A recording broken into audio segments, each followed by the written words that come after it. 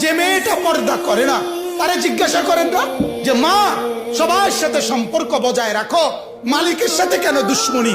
আল্লাহর লগে কি নারাজি হইলা? আল্লাহর সাথে কি দুশ্মনী? আল্লাহর লগে কেন রাগ করলা? কেন রাগ করলা?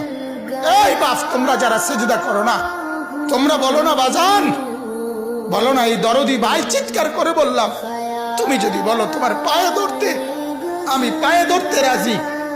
তুমি যদি বলো তোমারে জড়িয়ে ধরে কাঁদতে, আমি কাঁদতে রাজি।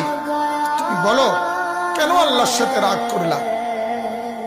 কেন আল্লাহর সাথে রাগ করলা? কেন আল্লাহর সাথে নারাজ হইলা? কেন সেজদা কপালে জুটলো না?